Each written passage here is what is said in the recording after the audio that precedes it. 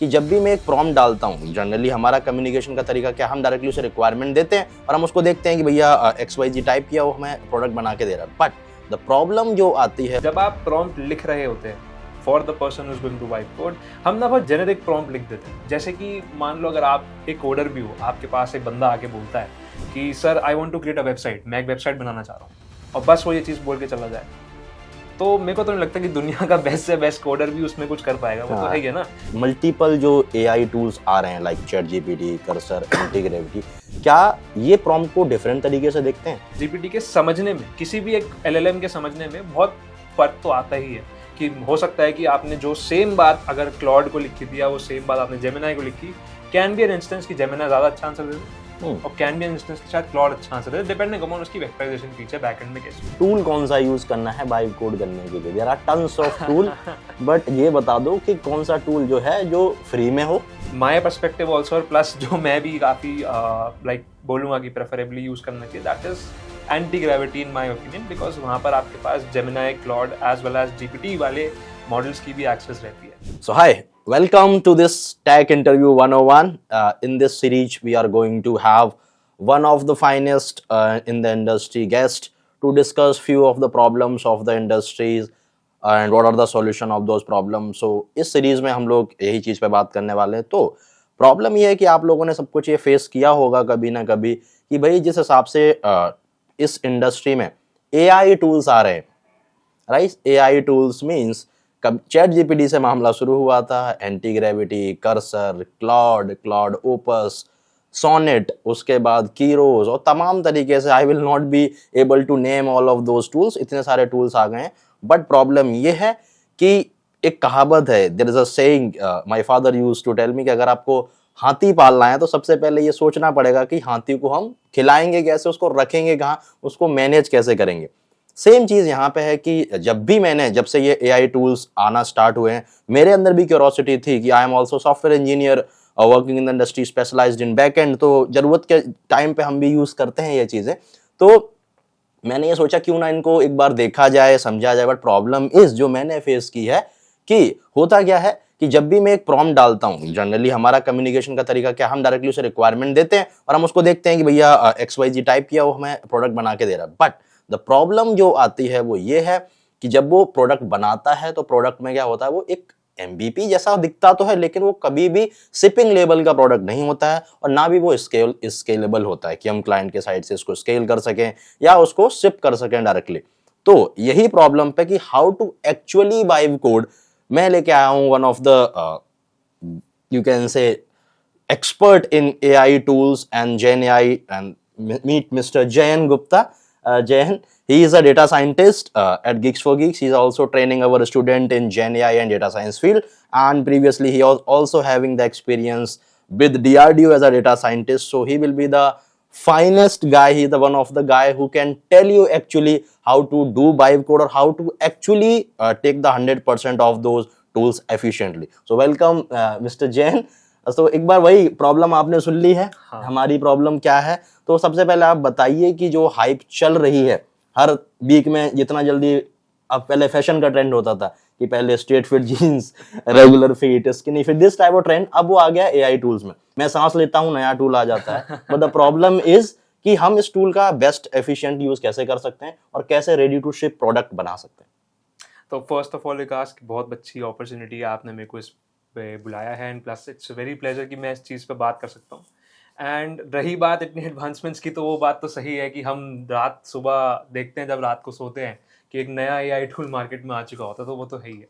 Plus everybody wants to be into this field, कि हर किसी को वाइब कोड करना एक बहुत अच्छी चीज़ लगने लग गई है, right? And it is quite nice, because आप सोचो ना कि अगर मैं 3-4 दिन लगा के कोड बेस तैयार कर रहा था, अब वो मेरे पास एक दिन में आ जा रहा है, तो कोई बुराई नहीं है इसमें। टूल्स वैसे भी हमारी ही उसके लिए बनाए गए हैं ना, अपनी प्रोडक्टिविटी इंक्रीज करने के लिए, तो वो तो है ही है।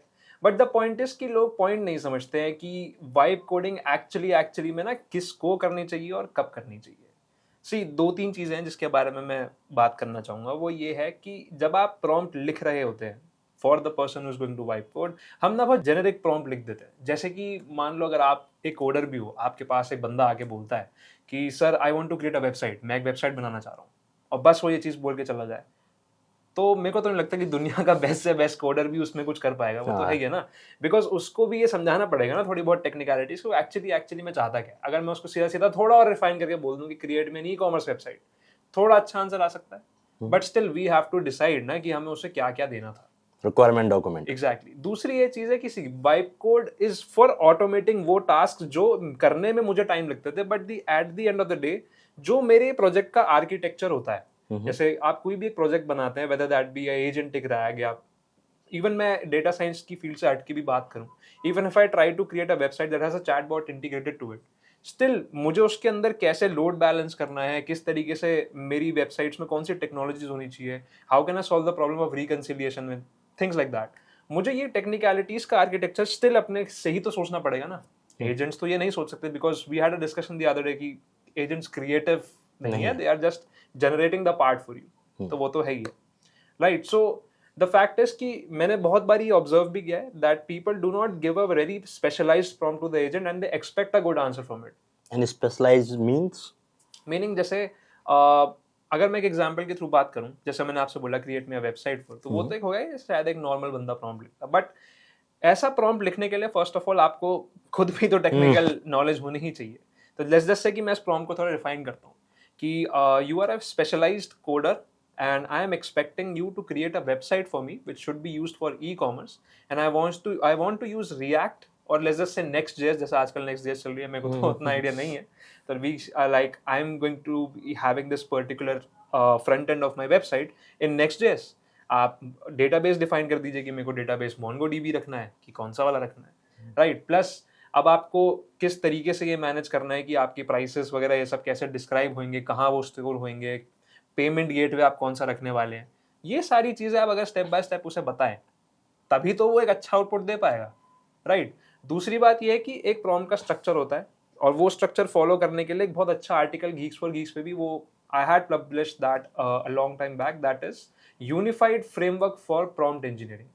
वो फ्रेमवर्क क्या कहता है ना कि आप एजेंट को उसका रोल बता दीजिए, उसका टास्क बता दीजिए और उसको गोल्स बता दीजिए कि आपको ये सब चीजें अचीव करनी है। बट क्वेश्चन मेरे दिमाग में ये आ रहा है, क्या मल्टीपल जो एआई टूल्स आ रहे हैं like chat GPT, cursor, anti-gravity, क्या ये प्रॉम्प्ट को डिफरेंट तरीके से देखते हैं या वो सिमिलरिटी ही, जैसे फॉर एग्जांपल एक प्रॉम्प्ट मैंने चैट जीपीटी को डाला, the answer will be surely different, I know, I have tried that, and when it comes to Claude, it is much different than the ChatGPT। क्या इसमें कोई differences हैं या ये बस पार्सिंग का तरीका है कि जो उस प्रॉम्प्ट को अच्छे से समझ पा रहे हैं या नहीं समझ पा रहे हैं? एक्चुअली किसी भी जीपीटी मॉडल की मैं बात करूं जो आपके लिए जनरेट कर रहा है ना, उससे पहले जैसे हम आपको ये बात पता है कि कोई भी एआई मॉडल्स डायरेक्टली हमारी बातें नहीं समझता, like it's not going to understand the text that we are giving it, वो टेक्स्ट को हमेशा वेक्टर्स के फॉर्म में समझता है ना। और कभी भी जब भी हमें अपने टेक्स्ट को अपने किसी भी जनरेटिव मॉडल के अंदर पास करना होता है तो we try a sentence transformer जो उसको वेक्टर्स में कन्वर्ट कर रहा है, ठीक है। अब चैट जीपीटी के लिए चैट जीपीटी का खुद का ट्रांसफॉर्मर होता है, ठीक है, जो सेंटेंस ट्रांसफॉर्म कर रहा है। क्लॉड का अपना है, जेमिनाई का अपना है।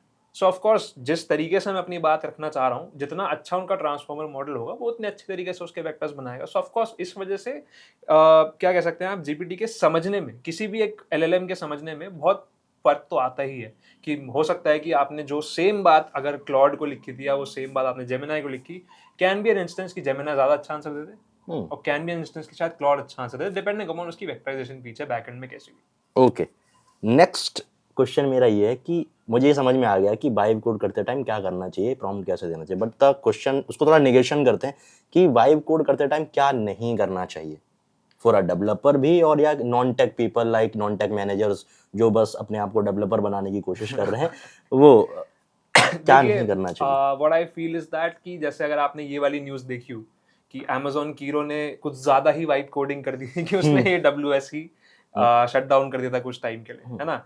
अब वो हुआ कैसा, सी एजेंट्स भी क्या, एजेंट्स आपकी प्रोबेबिलिस्टिक मॉडल्स है ना, they do not definitely know कि आंसर क्या होगा, उसके पीछे आप ही बैठोगे, है ना।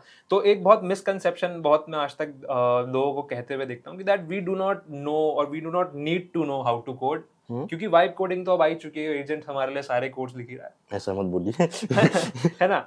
But there is a problem. Problem ये है कि अगर जैसा मैंने आपसे बोला ना, अगर मेरे को टेक्निकलिटी समझ ही नहीं आती किसी प्रोडक्ट की या फिर किसी भी अपने एक प्रोजेक्ट की कि एक्चुअली में वो करना क्या चाहता है, उसके कंपोनेंट्स क्या है। मैं कह रहा हूँ चलो ठीक है, आपको 100-200 लाइन के कोड लिखने में आलस आ रहा है, बढ़िया बात है, आप वाइप कोड करवा सकते हो वो चीज़, ठीक है, वो लिख के दे देगा।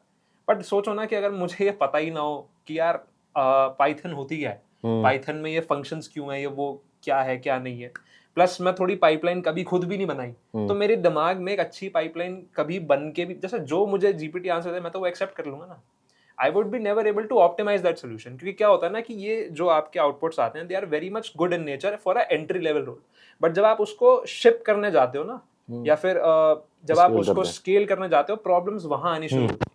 ये आपने भी नोटिस किया होगा कि वो आपको एक अच्छा पीओसी दे सकता है, यानी कि प्रूफ ऑफ कॉन्सेप्ट, बट एक अच्छा प्रोटोटाइप भी देना उसके लिए काफी मुश्किल हो जाता है, unless you tweak it enough. ठीक है, और ट्वीक करना, देखो either you know the technicality itself, जैसे मान लो आपने उसको कुछ कहा, उसने फ्रंट एंड में जावास्क्रिप्ट का आपको कोड दिया, that is 200 lines of code, उसमें बस आपको ये चाहिए कि ये चीज हेडिंग बन जाए, यहाँ का कंटेंट चेंज हो जाए। Now there are two options, या तो फिर इतना बड़ा प्रॉम्प्ट लिखो, है ना, लेकिन अगर आपको खुद ही जावास्क्रिप्ट आती है तो आप खुद जाके उसको अंदर ट्वीक कर दोगे, so it is going to save your time also. तो 100 बात की एक बात, it should be used for increasing your productivity rather than कि आप उस पर ब्लाइंडली रिलाई कर रहे हो कि वो आपको हर एक आउटपुट ला, basically it can be used as a supplement. Exactly, जैसे प्रोटीन शेक हम पीते हैं, that is not your full diet, वो आपकी डाइट के लिए कॉम्प्लीमेंट है, तभी हम वो एक सप्लीमेंट की तरह ले रहे हैं कि हमारे शायद प्रोटीन इंटेक सही नहीं हुई है। समझ गया। दूसरी बात यह है कि वाइब कोडिंग करते हुए कभी भी आपको वेग प्रॉम्प्ट देने की जरूरत नहीं। सी, मॉडल्स एडवांस हो चुके हैं कि आप अब उनको छोटा सा भी प्रॉम्प्ट लिखते हो तो दे एक्चुअली अंडरस्टैंड आपको किस तरीके का आउटपुट चाहिए, because of course they are being retrained on the data itself. जब आपसे चैट जीपीटी पूछता भी है या फिर कोई भी मॉडल की हम बात करें, दे आस्क, क्योंकि आपका जो रिस्पॉन्स था मेरा वो कैसा था, गुड और बैड, आपने देखा होगा थम्स एंड थम्स डाउन का वो एक ऑप्शन आता है। तो of course they are being trained constantly, but at the same time you should treat it as your companion only, कि आप उसे जितने अच्छी तरीके से समझाओगे आपका आउटपुट भी उतनी अच्छी तरीके से ही मिलेगा। इसको कहा जाता है गार्बेज इन गार्बेज आउट, मतलब अगर आप गार्बेज ही डाल दोगे तो आपको आउटपुट में भी गार्बेज ही मिलेगा। तो ये वाली चीज है। नाउ जो सबसे डिमांडिंग क्वेश्चन रहने वाला है कि सर जी टूल कौन सा यूज करना है वाइब कोड करने के लिए। There are tons of tool, but ये बता दो कि कौन सा टूल जो है जो फ्री में हो, क्योंकि पैसे नहीं है, और प्लस अच्छा आउटपुट दे दे as compare to paid one. कि मैं ये नहीं कह रहा हूँ कि बराबर दे दे, बट हाँ कुछ कुछ हद तक मेरा काम सॉल्व कर दे फॉर द स्टूडेंट जो ट्राई करना चाहते हैं, जो डेवलपर जो एंट्री लेवल पे या फ्रीलांस करते हैं वो ट्राई करना चाहते हैं। सी, वैसे तो मार्केट में बहुत सारे ऑप्शंस हैं, of course if you are at enterprise level तो आपके टूल्स थोड़े बदल जाते हैं, because they prefer something else and everything like that, क्योंकि वहां पर आप टीम्स के साथ काम करते हो, है ना। But for my perspective also, और प्लस जो मैं भी काफी लाइक बोलूंगा कि प्रेफरेबली यूज करना चाहिए, that is Antigravity in my opinion, because वहां पर आपके पास Gemini, Claude as well as GPT वाले मॉडल्स की भी एक्सेस रहती है ना। Plus they do have an option of 24 hours quota, मतलब आप 24 आवर्स के बाद अगर आप कोटा एक्सीड भी करते हैं, so it refreshes after 24 hours only. तो ये भी कोई दिक्कत नहीं है कि that you have to spend a lot of money, कि आपको बार बार वाइब कोडिंग करनी है या फिर बार बार एजेंट्स का इस्तेमाल करना है ना। तो ये चीज़ रहती है।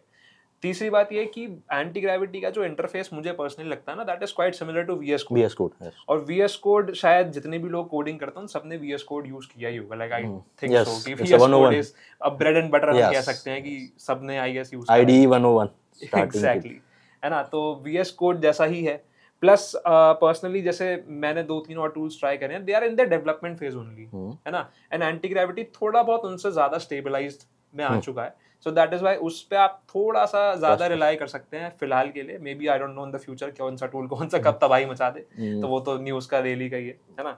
बट एंटी ग्रेविटी, अगर आप एंटी ग्रेविटी चलाना जानते हैं, उसमें आप प्रॉम्प्टिंग सीख सकते हैं, तो it's good for learning part also, and also for building some projects जो आपके पर्सनल लेवल एंड POC तक भी अच्छे चल जाएंगे। ठीक है, तो now comes the exciting part जो मेरे दिमाग में अभी जस्ट आया कि सर ने एंटी ग्रेविटी की बात की है, तो इट्स टाइम कि हम सर से पूछ लेते हैं। जरा सर को लैपटॉप ला के दीजिए। सर अपना एक लैपटॉप ले लीजिए, एक लैपटॉप ले लो।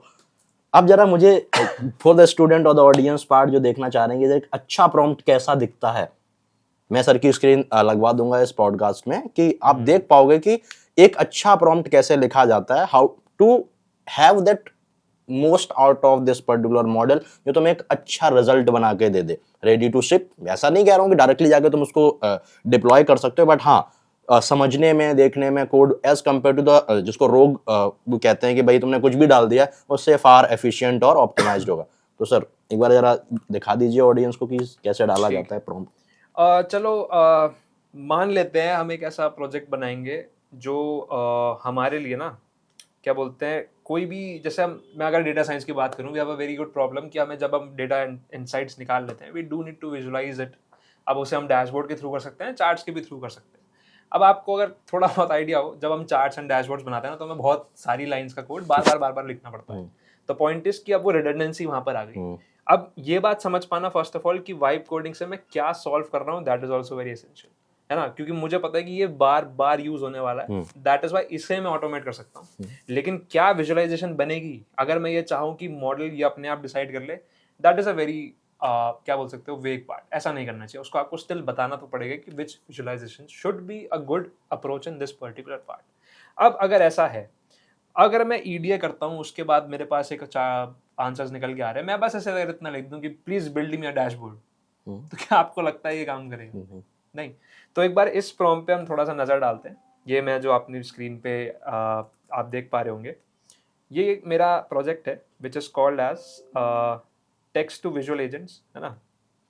इसको अगर आप ध्यान से पढ़ेंगे तो इस प्रॉम्प्ट में देखना, मैंने एक चीज लिखी हुई है कि मेरा बिजनेस प्रॉब्लम स्टेटमेंट है क्या, मैं एक्चुअली में कौन सी प्रॉब्लम सॉल्व करवाना चाह रहा हूँ, है ना। वो क्या होगी, जैसे आप देखें, exploratory data analysis requires significant manual effort to determine the right aggregations and corresponding visualizations। मतलब इतनी भारी इंग्लिश में अगर मैं ना भी लिखूं, द पॉइंट इज कि मुझे उसको ये समझाना पड़ेगा कि मेरी एक्चुअल प्रॉब्लम क्या है ना। मैंने जब उसे अपनी एक्चुअल प्रॉब्लम समझा दी, मैं उसे ये बता सकता हूँ कि users need a way to instantly convert questions about data trends into accurate visual reports.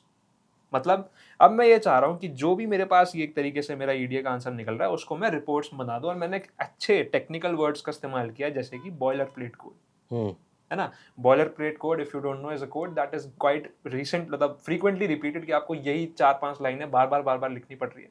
इसको हम बॉयलर प्लेट कोड कह सकते हैं, है ना। अब ये कहने के बाद, सी आई डिड नॉट आस्क और एक्सपेक्ट द एलएम इटसेल्फ कि वो मुझे टेक्निकल सोल्यूशन का प्रॉपर आर्किटेक्चर दे। मुझे पता है वो बिल्ड करने में अच्छा है, पर उसको सोल्यूशन कैसा होगा ये मैंने उसको बताया। कैसे कि develop a specialised visualisation using a local language model, preferably SLM.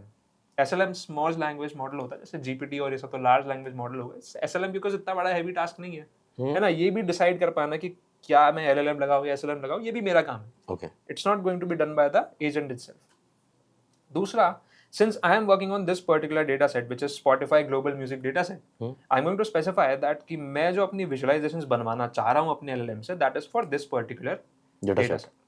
दूसरा, अब मैंने इसको ये बता दिया है कि I am going to be using a standardized UI UX। मतलब अब मैं पॉइंटर्स में इसको अपनी जो कह सकते हो आप फीचर्स जो मुझे चाहिए, जो एकदम क्रिस्प वो है, बातें हैं जो मैं चाहता हूँ कि मेरा एजेंट जो मुझे आउटपुट दे रहा है वो बिल्कुल इसी तरीके से दिखे, तो मैं उसको बता सकता हूँ कि मुझे यह चाहिए कि मैं कॉमन एसेट लाइब्रेरी चाहता हूँ, ताकि मैं इंश्योर कर सकूँ कि consistent design patterns and visual styles मेरे सारे आउटपुट में। ऐसा नहीं है ना कि मान लो जैसे स्पॉटिफाई की अगर बात करा जाए तो वो मेनली ब्लैक और ग्रीन कलर की थीम है ना। अब मान लो उसने एक विजुअलाइजेशन रेड कलर की बना दी, एक पर्पल बना दी और एक ग्रीन ब्लैक बना दी, ऐसा नहीं है, कंसिस्टेंसी होनी चाहिए। तो ये बात मैंने इसको बताई, इसने खुद से नहीं सोची है। दूसरा, लोकल इंजन, मतलब कि जो एसएलएम अगर ये यूज करेगा, it should process English queries to determine the specific components. अब इंग्लिश क्वेरी के बजाय मान लो कोई बंदा एक्सपेक्ट करने लग जाए कि मैं हिंदी में डाल रहा हूँ, ये आंसर क्यों नहीं दे रहा, है ना, ये भी तो हो सकता है। That's why I need to specify all the technical architecture of my particular project. तीसरी चीज जो है मैंने इसके अंदर ये बता रखी है कि आप एग्रीगेशन लॉजिक क्या रखेंगे। जैसे मैं अब इसमें बता रहा हूँ, देखिए कि I am using pandas operations such as grouping, filtering and pivoting. मतलब आप जब भी चार्ट्स बनाने जाओगे अपने डेटा के अंदर, जब भी आप कोई ऑपरेशंस लगाओगे, I know that you are going to be using pandas library, ठीक है।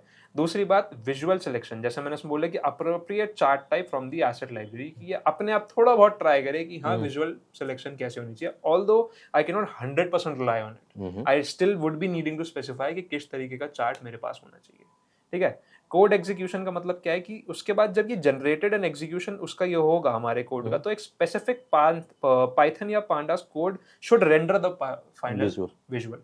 मतलब ऐसा नहीं होना चाहिए कि जो मेरा आउटपुट आ रहा है वो किसी और ही स्क्रिप्ट के थ्रू आ रहा है जिसको मैं रेंडर ही नहीं कर पा रहा हूँ। तो मुझे पता है कि ये जो रेंडर होएगा या तो ये पाइथन में किसी भी एक लाइब्रेरी में, जैसे मैटप्लॉटलिब है, सीबॉर्न है, नहीं तो एटलीस्ट पांडास में तो हो ही जाए। मतलब हमें इतना स्पेसिफिक होना पड़ेगा to have a ready to go, जो आपका जो प्रोजेक्ट मैंने देखा था, इट्स अ टूल जो हम लोग यूज भी कर रहे हैं, that is a prompt behind that. Exactly. Right.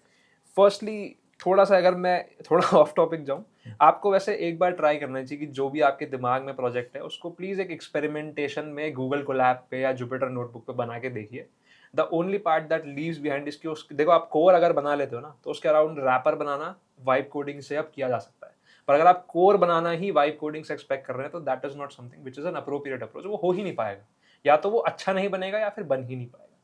ठीक है, अगर आप देखो मैं इस प्रॉम्प्ट को कॉपी करने के बाद, है ना, अगर मैं इस प्रॉम्प्ट को कॉपी करने के बाद हमारे इस टूल के अंदर डालता हूँ, जैसे कि मैं इधर डालता हूँ और मैं एंटर करता हूँ, तो see it is going to generate me some things which will consider you know like एक टास्क प्लान होगा एज वेल एज एक वॉक थ्रू होगा कि वो करना क्या वाला है, मतलब ये अब मुझे अपनी अप्रोच समझाएगा जो एजेंट ने मेरे इस प्रॉम्प्ट से समझी है। ठीक है, अब थोड़ा सा वेट कर लेते हैं because it's going to take. देखा, आप देखा है उसने एक टास्क लिस्ट बनाई है। इसने टास्क लिस्ट क्या बनाई है, that it's need to check project structure, क्योंकि इसको एक फोल्डर स्ट्रक्चर बनाना पड़ेगा। Identify there is an existing SLM setup, अगर है नहीं है तो कोई बात नहीं, वो डाउनलोड कर लेगा। उसके बाद लोकली लोकेट है क्या मेरे पास डेटा सेट, नहीं तो मुझसे मांगेगा।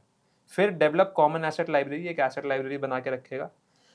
उसमें स्टैंडर्ड विजुअल्स जो भी हमारे स्टाइल्स हैं, लाइक एक बार इधर ही देख लेते हैं, फॉन्ट्स हैं, चार्ट टाइप्स हैं, कलर्स हैं, उस चीज़ को एक बारी वो लगा लेगा। एक wrapper function for these charts using Plotly, और देखा इसने अपने आप थोड़े, क्योंकि मैंने स्पेसिफाई करा था कि एक पाइथन लाइब्रेरी यूज करनी है, इट नोज कि कौन सी पाइथन लाइब्रेरी उसको यूज करनी है। इट इज नॉट कि वो किसी और लाइब्रेरी का यूज करने के बाद इसमें चार्टिंग करने वाला है। दूसरा, डेवलप लॉजिक इंजन, जो मैंने उसको बताया कि वो एग्रीगेट लॉजिक लगाए, विजुअल सिलेक्शन लगाए, थोड़ी बहुत मैप करे इस चीज को। So it is now able to understand कि मैं एग्जैक्टली इसके थ्रू क्या करवाना चाह रहा था। राइट। तो ये तो हमें समझ में आ गया। देखो, टू समराइज इट, क्योंकि we are not going to keep that ज़्यादा लंबा नहीं रखते हैं, अगर उसको समराइज में करूं तो it just like that one code की, अगर एक कटाना है, अगर जानते हो बड़ा वाला जो स्वॉर्ड होता है, अगर मैं उसको एक फल बेचने वाले को दूं, इफ आई गिव दैट कटाना टू अ फ्रूट सेलर, तो उससे सलाद काटेगा वो, राइट। अगर मैं एक कुक को दूं, उससे वो मिर्च प्याज काटेगा। अगर मैं वही सेम कटाना अगर एक समुराई को दे दूं, तो उससे वो वॉरियर बन जाएगा। It's a weapon for him. तो इट्स टोटली डिपेंड मेरे हिसाब से कि अगर टूल तुम एक ऐसे बंदे को दोगे जिसको नहीं समझ में आता है कि इसका प्रॉपर यूज क्या है, तो वो 100% उससे कभी नहीं ले पाएगा, राइट। तो जस्ट फॉर दैट कोड कि भाई तुम्हें पता होना चाहिए कि एक्चुअली ये जो टूल है कि भैया ये मांगता क्या है, ये खाता क्या है। अगर तुम्हें ये नहीं पता है तो आपका जो हाथी मैंने स्टार्टिंग में एग्जांपल लिया था, अगर आपने हाथी पाल लिया, अगर तुमको नहीं पता है वो खाता क्या है, तो आप हाथी को भी मार देंगे और उससे 100% आउटपुट नहीं ले पाएंगे। तो the bottom line is you should understand what actually you are trying to build and how to scale it, जिसकी मैं हमेशा एडवोकेसी करता हूं कि अगर आपको system architecture and design pattern समझ नहीं आते हैं तो आप कभी भी, चाहे मैं आपको गॉड लेवल पावर दे दूं कि आप ऐसे चुटकी बजाएंगे वो प्रोडक्ट बन जाएगा, स्टिल वो प्रोडक्ट रेडी टू शिप और क्लाइंट की रिक्वायरमेंट के मीटिंग लेवल पे नहीं आएगा। ठीक है, तो जस्ट टू समराइज इट, अगर आप इसको समराइज करना चाहें जैन की, कोई any tips before we wrap up? दो ही बातें हैं, देखो कि vibe coding is not bad for you necessarily, जैसा लोग बहुत हुआ है हाइप बनाते हैं कि वाइब कोडिंग नहीं करनी चाहिए वगैरह वगैरह। सी it is not bad for you, it is just कि आप अगर अपना दिमाग बंद करके वाइब कोडिंग करना शुरू कर दोगे तो it is bad for you.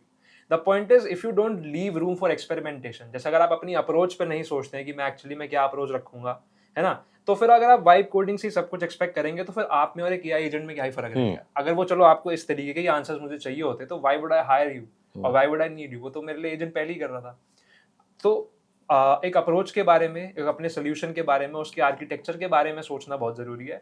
And a plus pro tip जो मेरी साइड से देखिए कि प्लीज उसे एक बार खुद इंप्लीमेंट करके देखिए गूगल कोलैब या उस पे। आई एम नॉट सेइंग कि उसको एकदम प्रोडक्शन लेवल, इसलिए तो मैं कह रहा हूँ that is experimentation. In Colab files we do experimentation, तो एक्सपेरिमेंट करना जरूरी है। दूसरी बात यह कि जब भी आप इसमें प्रॉम्प्ट लिखें तो प्लीज इस फ्रेमवर्क का, आप जो मैंने आपको एग्जांपल इसमें दिया है, इस फ्रेमवर्क को ध्यान रखें, इंप्लीमेंटेशन प्लान को समझे कि एजेंट समझा क्या है, and before just asking it to good to go कि आप जाइए और इसको बनाना शुरू कर दीजिए, एटलीस्ट ट्वीक इट इनफ कि आप इससे खुश हो जाए कि हाँ, जो इसने मेरे लिए सोल्यूशन सोचा है, जैसा मैं चाह रहा था, क्या ये इसके क्लोज रिजेम्बलेंस हो रही है ना। तीसरी बात यह है कि even if you don't know some topics, I won't say कि आप वो चीज नहीं करना जानते तो सीधा आप वाइब कोडिंग करने चले जाइए, एटलीस्ट उसकी एक बेसिक नॉलेज ले लीजिए। ठीक है, जैसे अगर एक एग्जांपल लेता हूँ, अगर आप मेरा गिटहब पे चेक करेंगे, there is a synthetic data tool generation. अगर आप चैट जीपीटी से भी बोलेंगे ना कि मुझे एक दुकान के लिए एक मान लो एक सैंपल डेटा सेट बना के दे दो, तो वो आपको दे देगा, but it is not going to resemble जो एक रियल वर्ल्ड डेटा सेट दिखता है ना। बट मुझे पता है कि एक लाइब्रेरी होती है, Faker library, that is going to be doing the same thing, but वो ज्यादा अच्छी एंड एक्यूरेट होगी। तो ऑफ कोर्स ऐसी चीजों के बारे में हमारी टेक्निकल नॉलेज अच्छी होनी चाहिए कि which libraries I am going to exactly used for my code part, कि ताकि मैं खुद ना कोड करूं, बट एटलीस्ट उस कोड में क्या होना चाहिए, इसका कंट्रोल हमेशा एंड हमेशा मेरे हाथ में रहे। सो यही कुछ एडवाइसेस मेरी साइड से रहेंगी। बाकी experimentation is the best thing, आप एक्सपेरिमेंट कीजिए, इसका यूज करके देखिए, if you like it it's going to be a very nice tool. तो that's it from my side. Thank you Jain for this lovely time, आपने बताया कि क्या यूज़ करना है। तो मिलते हैं हम नए टेक्निकल वीडियो में, जिसमें हम किसी और टॉपिक पे बात कर रहे होंगे जो कि रिजेंबल करता है according to him technology standard के साथ, जिससे हम समझने की कोशिश करेंगे कि what to do, when to do, how to do. Okay, तब तक take care, bye bye, thank you, bye bye.